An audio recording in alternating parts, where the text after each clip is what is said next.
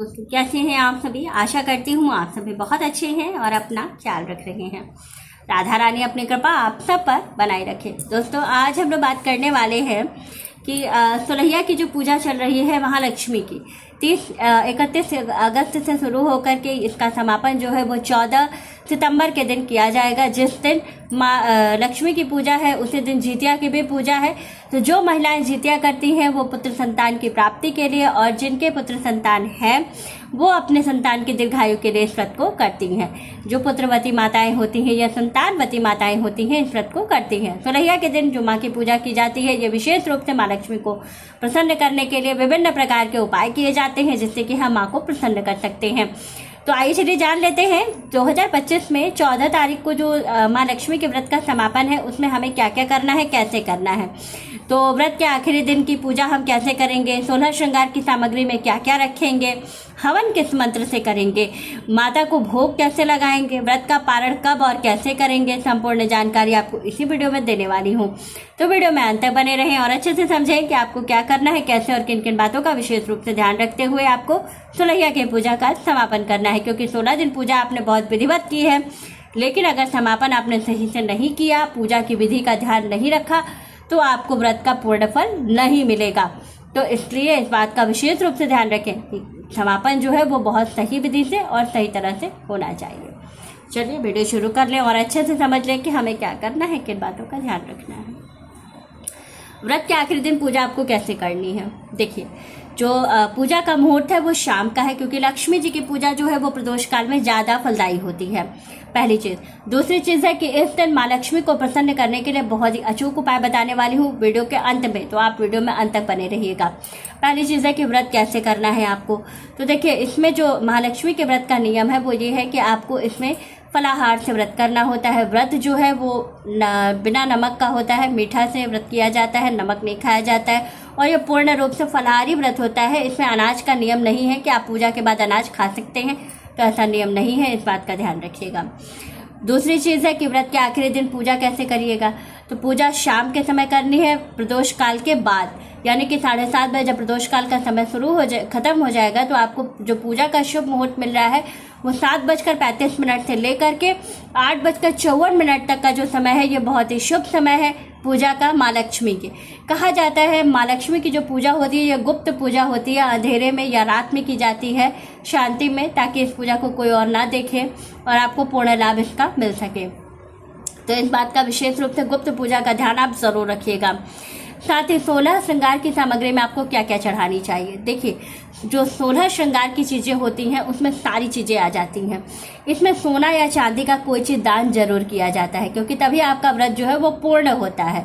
तो व्रत को पूर्ण करने के लिए यथाशक्ति अगर सोना दे सकते हैं तो ज़रूर दान करें, नहीं कर सकते हैं तो चांदी का दान जरूर करना चाहिए। इसमें वस्त्र रखे जाते हैं, माँ के लिए एक सुंदर सी साड़ी रखी जाती है जो कि आप चढ़ा करके उसको दान कर दीजिएगा। उसको आपको स्वयं धारण नहीं करना होता है, लेकिन यह बहुत से लोग कहते हैं कि वो माँ लक्ष्मी का प्रसाद है तो प्रसाद स्वरूप रख भी लेते हैं, लेकिन इसमें दान का विशेष महत्व है। तो आपको वस्त्र का दान जरूर करना चाहिए और सोने और चांदी का दान जरूर करना चाहिए, तभी आपका ये व्रत पूर्ण होता है।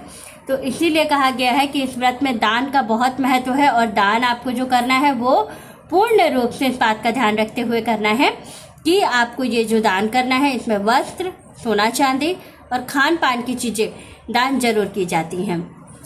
हवन आप किस मंत्र से करेंगे कि आपको पूर्ण फल प्राप्त होगा। तो आपको हवन करने के लिए जो महालक्ष्मी का सबसे अचूक मंत्र है वो है ओम महालक्ष्मी नमः। इस मंत्र का जप करते हुए आप जो है आहुति देते हैं 108 बार, तब आपका व्रत जो है वो पूर्ण होता है। महालक्ष्मी के जो 16 दिन की पूजा होती है, जो लोग व्रत करते हैं वो 16 दिन तक विशेष रूप से माँ की आराधना करते हैं।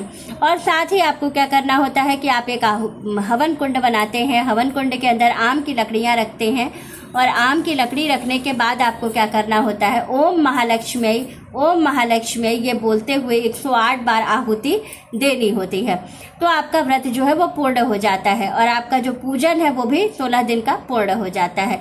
आहुति के बिना हवन के आपका व्रत जो है वो 16 दिन का पूरा नहीं माना जाता है, इसलिए हवन का विशेष महत्व इसमें होता है और इससे माँ बहुत जल्दी प्रसन्न भी होती हैं। अगर जब आप 16 दिन के बाद जब हवन करते हैं तो माँ बहुत जल्दी प्रसन्न होती हैं और आपकी कामना को बहुत जल्दी पूरा भी कर देती हैं। साथ ही माता को भोग क्या लगाए, तो इसमें 16 फल का बहुत नियम है, क्योंकि 16 दिन की पूजा होती है तो 16 तरीके का फल होना चाहिए। 16 फल नहीं, 16 तरीके का फल होना चाहिए। और आपको क्या करना है, 16 तरीके के फूल होने चाहिए। दुर्वा की माला होनी चाहिए जो कि बहुत विशेष होती है।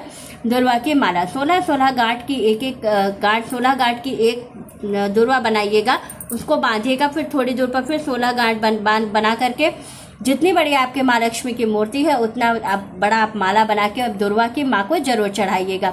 इससे माँ बहुत जल्दी प्रसन्न होती है। माँ को दुर्वा बहुत बहुत प्रिय है, इसीलिए उनके भोग में भी हमेशा दुर्वा डाली जाती है। माँ लक्ष्मी में तुलसी का भोग नहीं लगाया जाता है, हमेशा जो है माँ लक्ष्मी की पूजा में आपको दुर्वा डालकर ही आपको भोग लगाना होता है।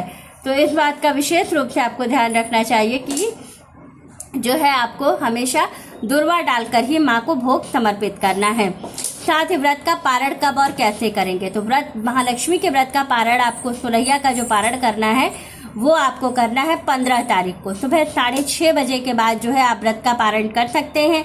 तब आपको जो है व्रत का पूर्ण फल मिलता है। व्रत के पारण में आपको क्या खाना चाहिए, तो इसमें विशेष रूप से पहले अनाज का भोग लगाया जाता है। शुद्ध और सात्विक पक्का खाना बनाया जाता है, पूड़ी सब्जी हलवा जो माँ को बहुत प्रिय है वो भोग बना करके सबसे पहले माँ को भोग लगाया जाता है, फिर उसी भोग से अपने व्रत का हम लोग पारण करते हैं। तो इस बात का आपको विशेष रूप से जरूर ध्यान रखना है कि व्रत का पारण भी आपका सही तरह से सही समय पर होना चाहिए और जो आप माँ को बना करके भोग लगाइएगा उसी का जो है आपको पारण करना चाहिए। जो भोग आप माँ को समर्पित कीजिएगा उसी से आपको अपने व्रत का पारण करना है। आपको जो है व्रत का पारण ऐसे नहीं करना है कि भोग आपने दूसरी थाली का लगाया और स्वयं आप जो है दूसरा भोग ग्रहण कर लीजिए, तो ऐसा मत कीजिएगा। अगर आपके घर में ज़्यादा लोग हैं तो आप जो भी थाली का भोग लगाइएगा वो पूरा खाना जो है पूरे खाने में मिला दीजिएगा, जिससे कि पूरा वो प्रसाद हो जाएगा और फिर आप जो है उसी से आप अपने व्रत का पारण कर लीजिएगा, तो आपको पूर्ण फल प्राप्त होगा। ये जो है सबसे महत्वपूर्ण है और सबसे पहले आपको पारण करने से पहले चौकी का विसर्जन करना बहुत ज़रूरी होता है। तो पहले आप चौकी का विसर्जन कीजिएगा, माँ का भोग लगाइएगा, उसके बाद जो है आप व्रत का पारण कीजिएगा, तो ही आपको पूर्ण फल प्राप्त होगा। माँ लक्ष्मी की जो सोलहिया की पूजा है इसका पारण बहुत महत्वपूर्ण होता है, क्योंकि 16 दिन बहुत ही आस्था के साथ हम माँ की पूजा करते हैं और जब हम व्रत का पारण सही तरह से नहीं करते हैं तो हमें व्रत का पूरा फल नहीं मिलता है। तो इस बात का ज़रूर ध्यान रखें। और इसमें अनाज का भोग लगाया जाता है, विशेष रूप से खुरमा बनाया जाता है, जो मैदे से खुरमा बना के चीनी के सीरे में उसको पाक करके तब उसका भोग बना करके और माँ को भोग लगाया जाता है। इससे माँ बहुत जल्दी प्रसन्न होती है। ये भी 16 दिन के हिसाब से एक दिन का 16 खुरमा गिन करके आपको 256 खुरमे का भोग लगाना होता है, जो कि बहुत महत्वपूर्ण होता है। और इसमें भी दुर्वा डालनी ही होती है, बिना दुर्वा के माँ आपका भोग स्वीकार नहीं करेंगी और आपको पूर्ण फल नहीं मिलेगा। तो इस बात का विशेष रूप से आप ध्यान रखें कि आपको ये सारी चीज़ें ध्यान में रखते हुए ही जो है व्रत का पूर्ण समापन करना है। तो वीडियो अच्छी लगे, जानकारी अच्छी लगे तो वीडियो को लाइक शेयर और सब्सक्राइब ज़रूर कीजिएगा। राधे राधे दोस्तों।